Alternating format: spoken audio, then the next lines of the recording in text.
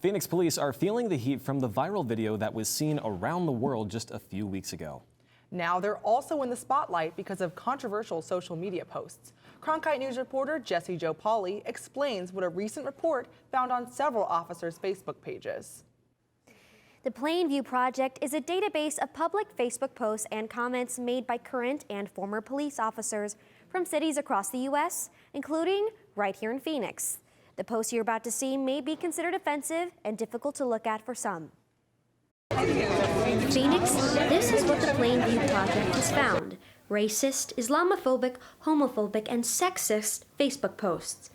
This discovery poses the question of whether or not an officer's social media is protected under free speech. Dr. Ann Hart is the former Associate Superintendent for the Arizona Department of Education. She was at last week's Phoenix City Council meeting expressing her concerns.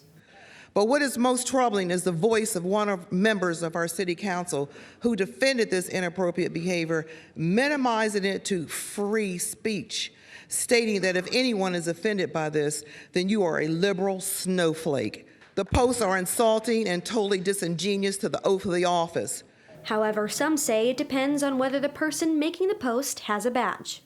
Those slurs are insulting. You know, it really kind of calls into question their integrity, and it's something that we need to take very seriously and not just blow off as like, oh, well, they're allowed to say that. I mean, they are, but that's not the point. The Phoenix Law Enforcement Association says the Plainview report disregards positive Facebook posts made by the officers. Association officials say social media is a free-for-all. Mike Britt London, police president, put out a statement which says in part, "Unfortunately, in the hunt for negative spin, this anti-police group ignored all that in favor of absolute sensationalism. Their bias says far more about them than it does the police officers they've chosen to target." So what's the verdict?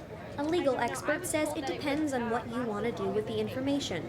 Well, the difference is whether it's purely expressing your opinion or whether it is used as evidence of not doing the job you were hired to do. So in a sense, the speech on its own is one thing that's always going to be protected, but the issue of whether it shows that you're not performing your job duties correctly is a completely different issue. The Plainview Project says their concern is not whether these posts and comments are protected by the First Amendment, but rather they believe the nation has a right to know who's behind the offensive posts. The officers involved in the report have been given desk duty while the Phoenix Police Department continues its investigation. In the broadcast center, Jesse Pauley, Cronkite News.